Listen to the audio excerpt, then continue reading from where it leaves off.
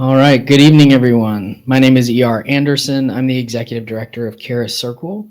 Charis Circle is a nonprofit programming arm of Charis Books. And Charis Books is the South's oldest independent feminist bookstore. We're really excited tonight to be here with all of you for a reading and discussion celebrating Tender-Headed and Spectral Evidence, two brand new works out by Olatunde Osinaike and Gregory Pardlo. They're both here tonight in conversation with Aurielle Marie, and we could not be more excited to celebrate these books. Each of them are meditations on Blackness, beauty, masculinity, and so much more. And Aurielle was like, am I the right person to be doing this? I don't really write about masculinity so much.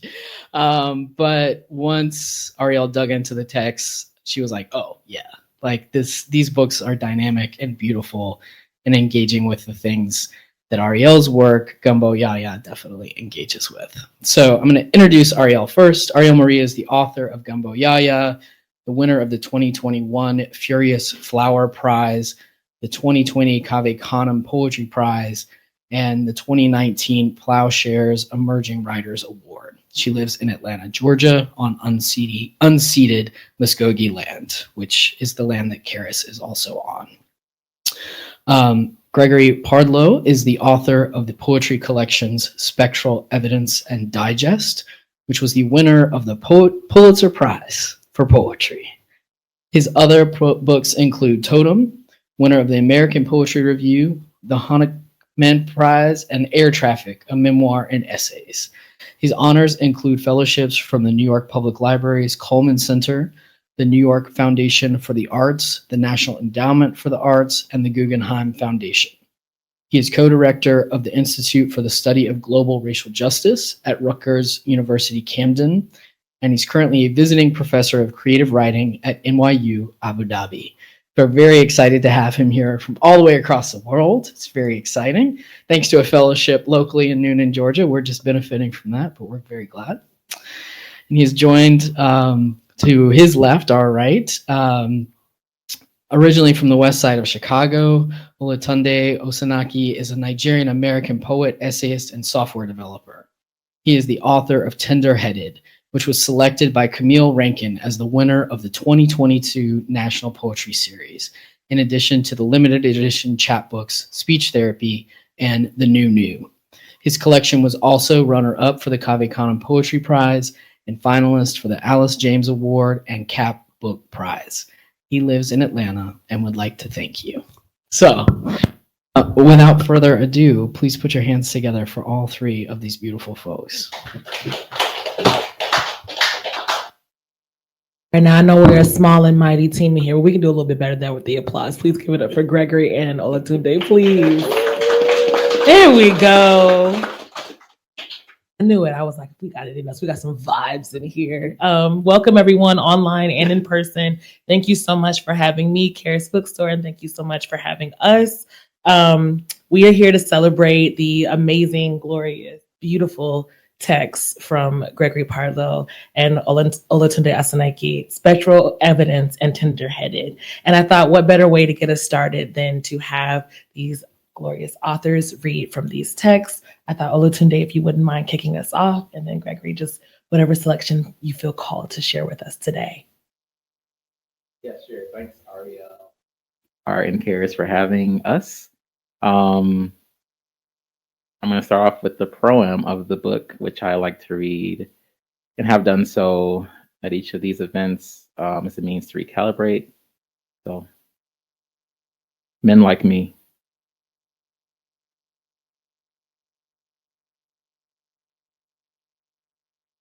Boys will be boys. Manly. Slick.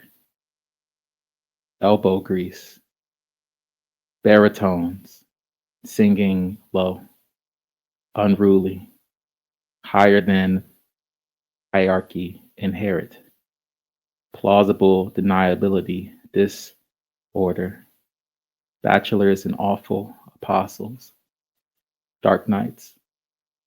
Concave like a character arc. Compensate. Compensation. deafen a suffrage, sulk, storm cellars, the fragrance of kingdoms, ladybug, and don't believe much in luck, believe in overstaying a welcome, will name anything after us. Detention centers and muscle cars.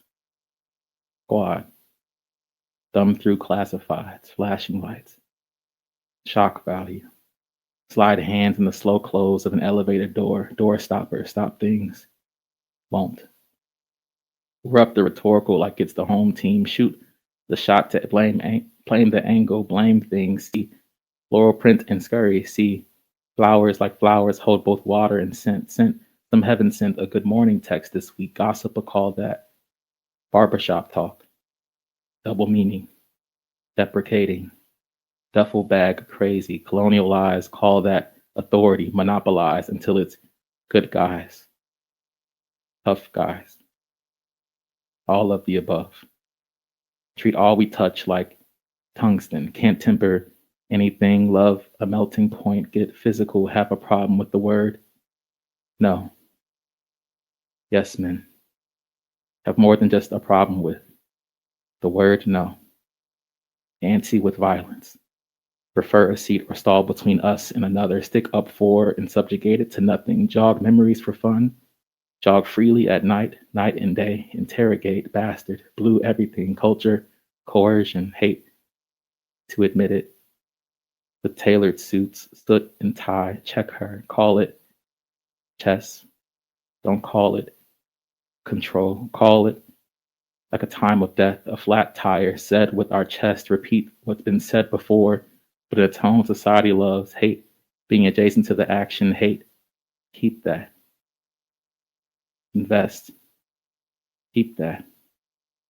In hotbeds and chit-chat, men of the house, our own men might not start it, but will end it. Love when we aren't followed or replaced. Love having the last word, so we take it wherever we go.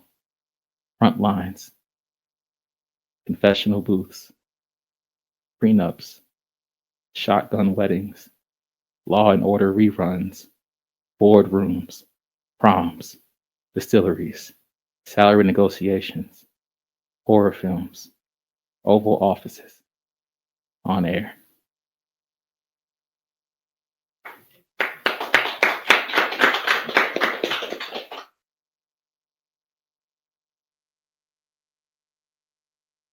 So the book,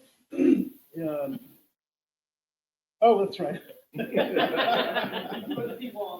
Good point, yes. No, I think I can manage. So the book, there are a number of preoccupations, if not obsessions, running throughout the book, and one of them is Saint Teresa Avila. And for some reason, I don't know, I just got Saint Teresa in my head and went with it.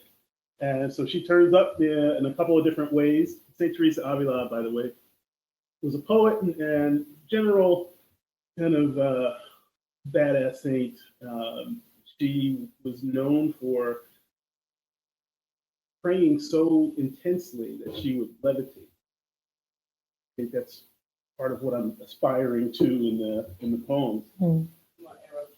Yeah, sure. Trade mics for whatever reason. Okay. You can just take that out of the skin. Forward.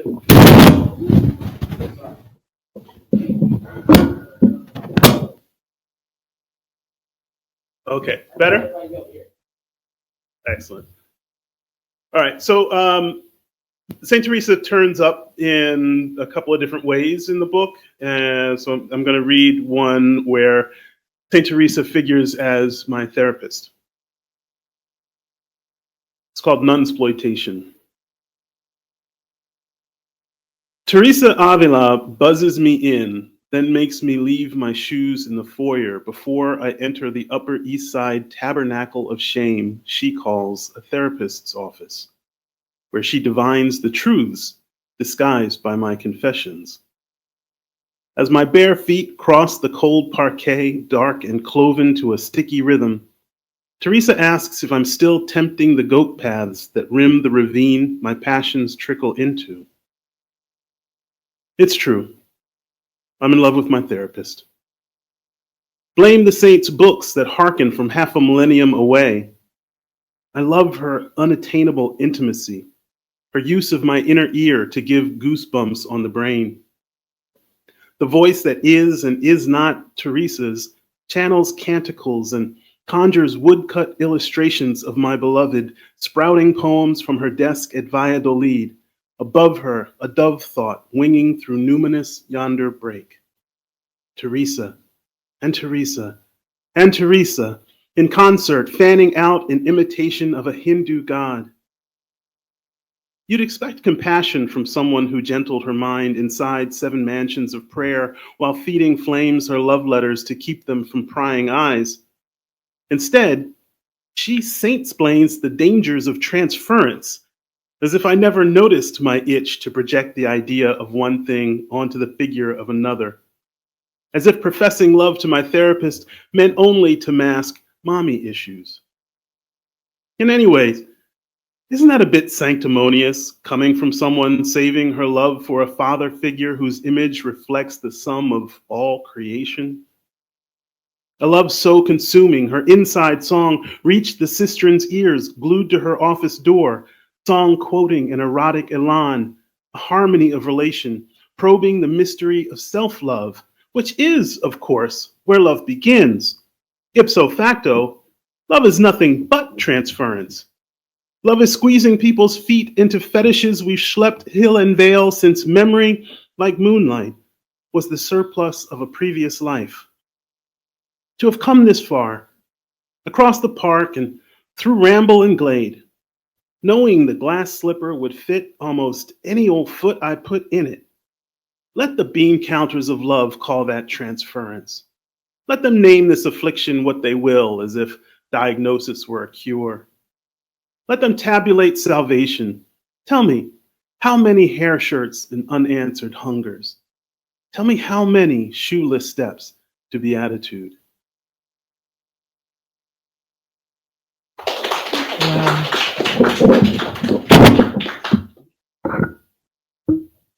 The mics are being very spicy today, y'all. Very spicy. All right, we get it. You're excited. Thank you both so much for reading. That was glorious. And I love that, Olatunde, you started with the first piece in the book, if I'm not mistaken, because that's my first question. I was so struck by the way that you all both invited your readers into the text, or gave them the business for they answered, maybe. And I'm curious about, and I know you both have other works, and so maybe this is a more global question, but I'm particularly, if I can be so biased, interested in these books, how you decided or arrived at the entry point to the books. Did you begin at the beginning with these texts? Was it a declarative, like, and here is where we start, or did the beginning discover you or arrive, announce itself at some point throughout the editing process? Because I felt so enamored with the way that you both entered your respective books. So if you could both talk about that for a second, I'd be delighted.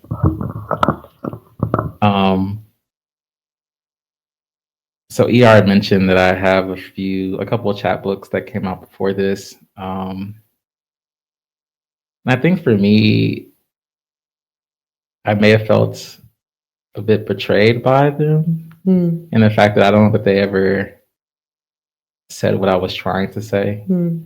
To answer your most direct question, the first poem of the book did not come earliest. I'm not entirely sure when it came, but the book isn't like a book of solutions. Just a lot of attempts at trying to write or say something. And thinking even of like performance.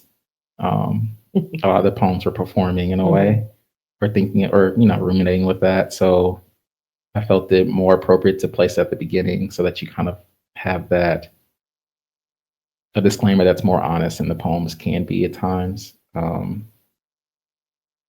the backdrop. So I'm not sure I'm answering the question all the way, but no, you are. Yeah, I appreciate that. So the prologue in Spectral Evidence was very much an afterthought. I had written, as I said, the book is structured by a number of series. There are a series of poems they're all called Theater Selfie. There's a series of poems called Nunsploitation. They're series. And originally I had organized it so that the series all kind of were together and led up to one another. But then I started thinking about the book as this kind of organic thing that you piece together as you're going through it. And because I didn't have a clear argument about that I wanted the book to make. Right. But then after sort of puzzling all of this, the series out of order, that is, and then looking at them, my editor actually suggested, why not an introduction? Poetry books don't have an introductions. How can I write an introduction to a poetry collection? Yeah. Unless it was like a prize winner or something, right? The editor would write an introduction. So, but the more I thought about it, the more I thought, well, this is an interesting cheat. There's a way of getting into the reader's head that, not through the poems. So I didn't want to explain the poems, but I wanted to talk about the overarching logic, which was that the officer who shot Michael Brown in 2014 described Michael Brown. They were the exact same size, height, and weight, and he described Michael Brown as a demon rising up before him.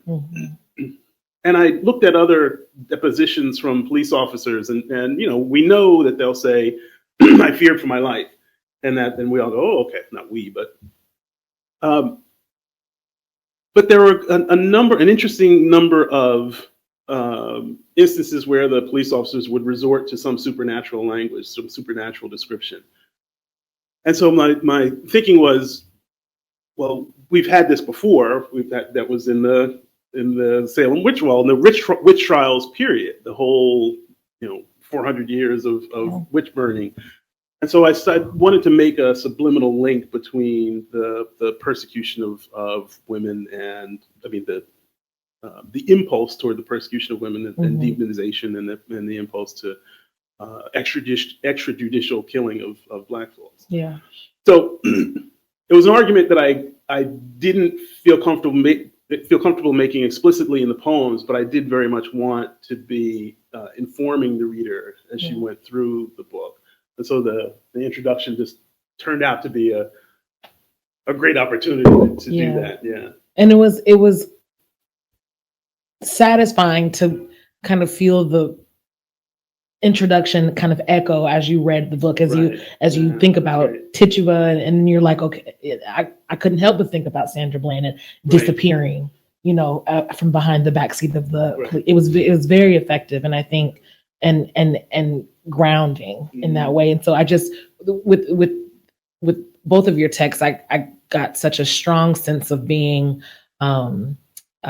Consent is very sexy, and I think that this declaration of what was to come, and sort of this a challenge or invitation to continue beyond that initial that first piece in the book. So thank you both for that. And I think, okay, fine, I'm just gonna get right into the juicy questions because you brought it up. I think okay, spicy. As ER said earlier, I do. I am a genderqueer writer. I am someone who is thinking critically about gender from and the power that it imbues and disempowering positionalities that you may find yourself at depending on your identity. And I just was like, are they sure they want me to? But are we sure? But what was so satisfying and it was just a really marvelous reading experience, the way that you both approach the work of gender and the position of being not a man, and yes, Black man, and yes, a man not white, and all of these things in the world as it is built in the antithesis of these, right? And so I'm just curious about, I think I put it in my notes as the relationship to the feminine from the position of the masculine. But beyond that, just how gender worked in your books. And I think at sometimes they were, I don't know if anyone else has read these two books together. I think you should. I'm biased because I did it, but I think it was a treat. And then, go read them separately and pour over your pages and make your notes. But I'm curious about how you approached, like, what was going on in your brains? How did that, we'll get into specific poems later that I have written down with many exclamation points. But I think throughout the project, there was this undertone, and I'm just, want to know more about where it stood for you. Well, so I know I wanted to, in each one of my books, I have struggled to reckon with my mother. My father turns up readily, right? I can go at him, and he is an inexhaustible source of imaginative energy. But I've been something, and interviewers consistently ask me, Sure. where's your you're mother? doing all this work? Where's your mother in all this? And I wanted to, and I found myself kind of doing the knee-jerk writing prompt of, well, I'm going to stand up for femininity.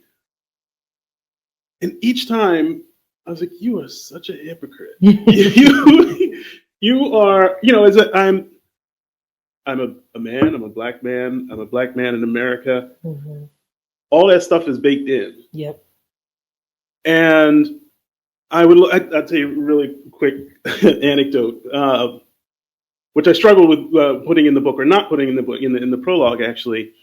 So years ago when I met my wife, I remember her saying, whatever the conversation was, I remember her saying, I don't know many, if any, women who were not somehow sexually assaulted in college. And I said, at the time, I get your point. I think maybe you're overselling it a little bit.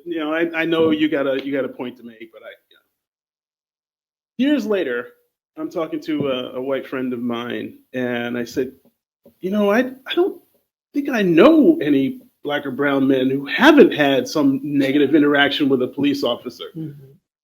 And he said, I get your point. I think you might be pushing it a little bit, but okay. I know you exaggerate for the drama effect. And I thought, wow. Of course, I immediately went back to the earlier point. And so when it's not you, we construct these realities that protect us from guilt. But we all got it, right? And I didn't want to write a book that went out and started pointing fingers. I wanted to interrogate the toxins in me, right? And take responsibility for them. And not to suggest that I'm going to heal myself and be magically a perfect human being, but I think there's something in that interrogative process that I was really interested in pursuing. What was your question again? Do I have questions or do I have musings with themes? Yeah. So that's good. Thank you. Olatunde. I'm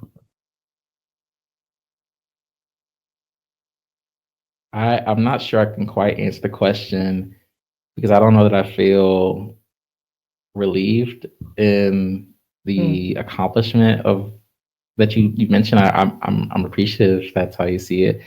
I'll say it like this. I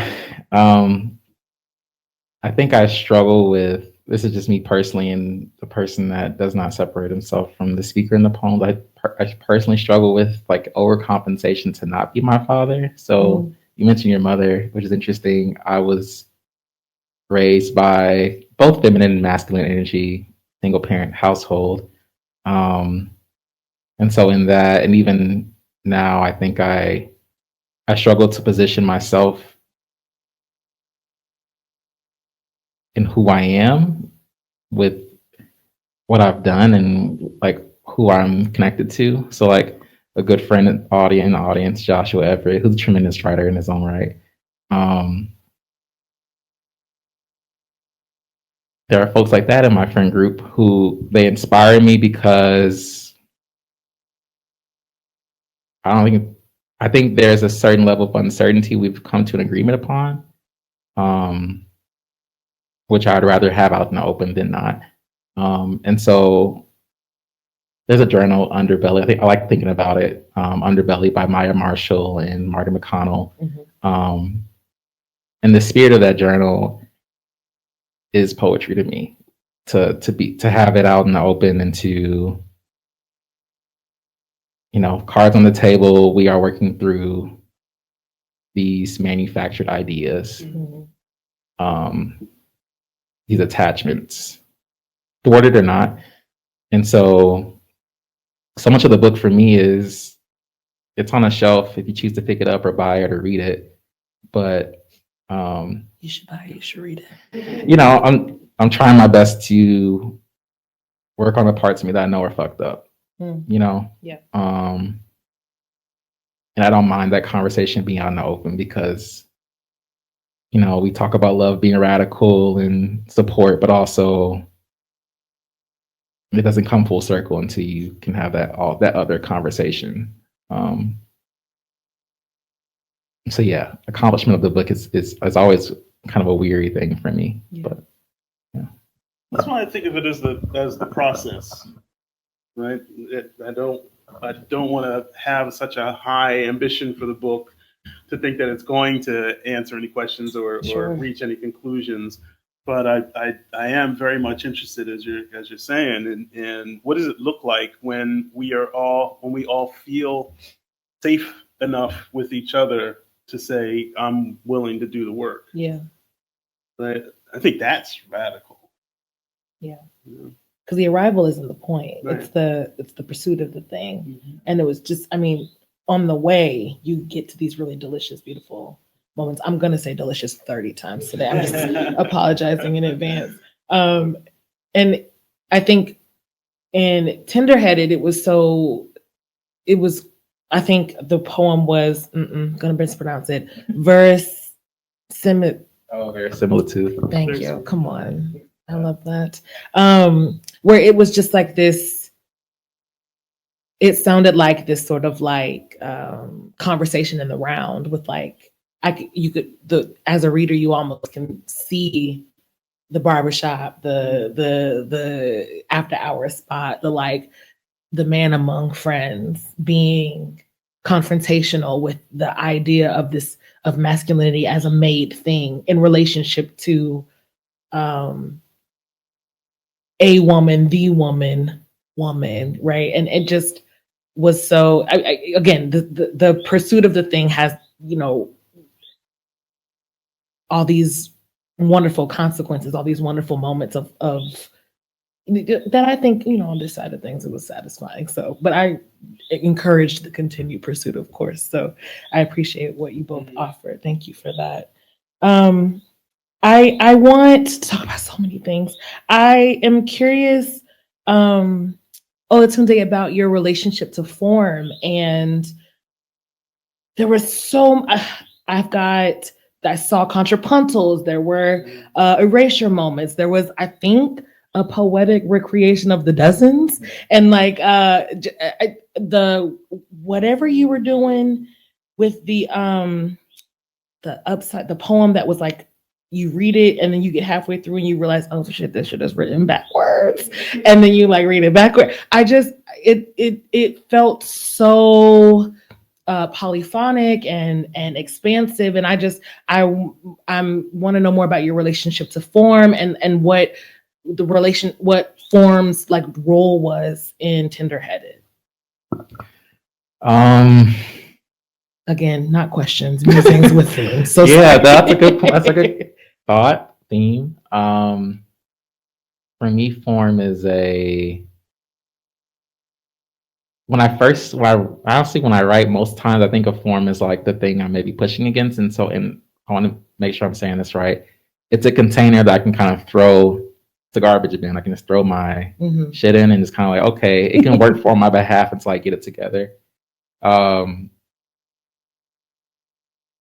was having a conversation with this other poet, Anthony Cody, and he also mentions like the Diné approach to the page, which is like the page can also be colonialization. And even small things, like I pick up on little things because I've not learned in like the academia space.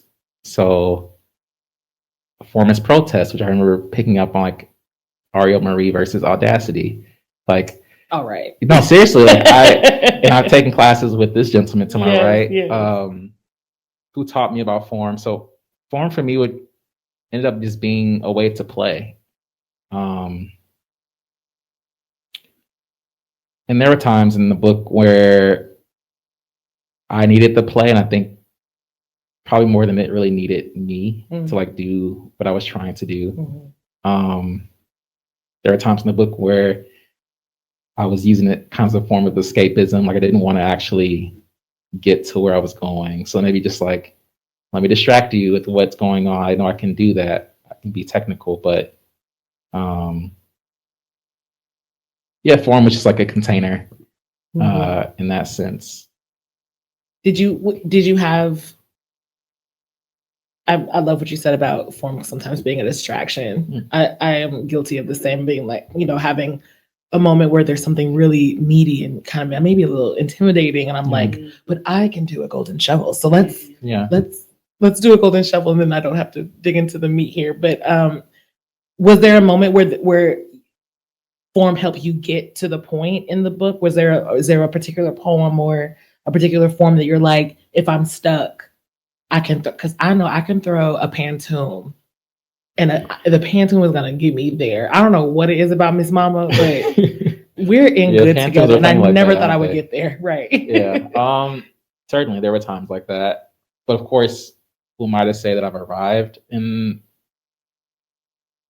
once I already put out there, hey, this book is about interrogation, and I'm the subject. Like, who am I to say this poem is actually doing what I would hope it's doing if it was never published? This manuscript. It might just be for me. It might just be something I share with my guys. Like, I don't know. But yeah, the form often was like a parent that was just right and was like, okay, like thanks for being a Villanelle. Like, thank you, like helped me get to where I was going. Even if I didn't accomplish this sonnet and it ended up being, broken or American or what have you. Here it is, that kind of thing. So that's really dope. And then Mr. Pardlo, this book has the front half of a playbill, which appeared in the book after the word playbill, which I thought you were very crafty for.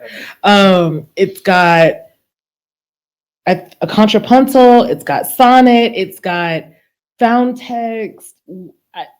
What the heck? How the heck? What? Where were you? What? Okay, let me reduce this down into a question.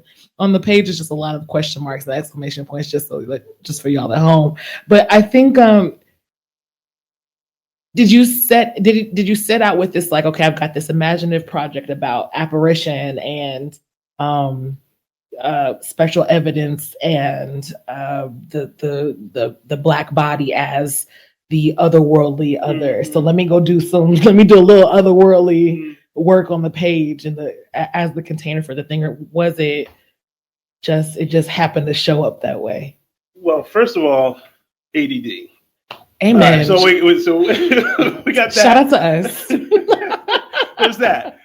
Then, in Digest, my last book, I was on a form kick, and I was really interested in the way form, just the conversation between form and content, and playing with those valences. And as I got deeper into this book, I began to think about the way structural oppression is a form, and how we see so few people are capable of seeing it without the help of critical race theory.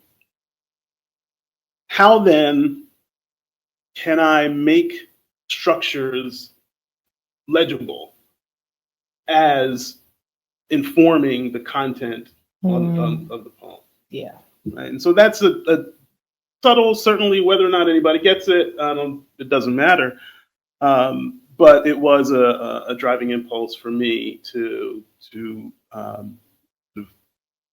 foreground the fact of form, the fact that I am conscious of form all the way through the book. And particularly, I had a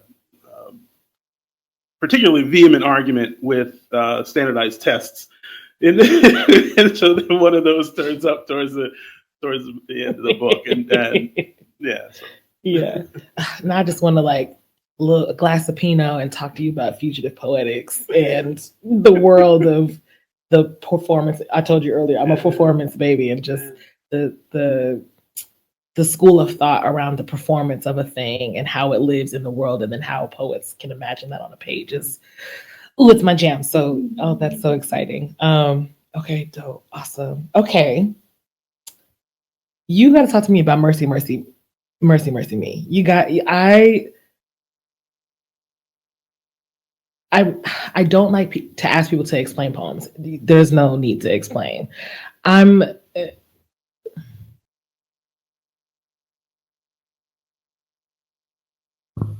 Yeah. So, moments in time. Yeah. Embarrassment is the No. muse there. Yeah. Okay. Yeah. There's a Black Cultural Center at our alma mater, Vanderbilt. I slipped on a grate outside of it, in front of 11 or 12 of my closest friends at the time, freshman year.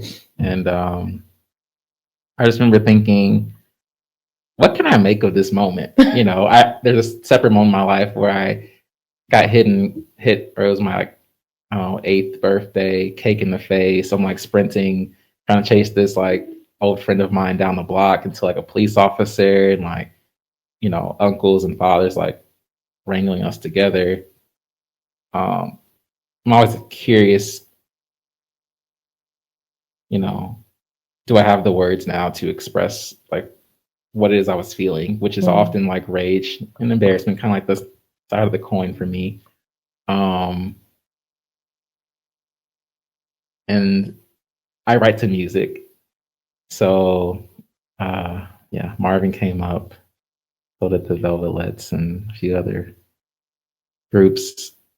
But yeah, I was trying to, maybe the content itself hopefully expresses this, but I was trying to understand my own maybe necessity for an answer. You know, it starts off with that image, and then I'm thinking about mothers losing their babies and cultures losing their wonder, and because it's also so simultaneous in our lives. It's odd, like, so what, Chevy Hill just passed away. Owner of a barbershop. And the power that is to create a space, to curate a space for folks that don't have that space. And I'm thinking about barbershops in this little book, you know, like that are also not equipped, or maybe they don't feel equipped to hold space in a way that Chevy did. That's one thing about when I think right now about Mercy, Mercy Me. Like how kind of trying to persuade myself that I can get to a moment of clarity. Yeah, it's a beast of a poem. It really is like chewing on.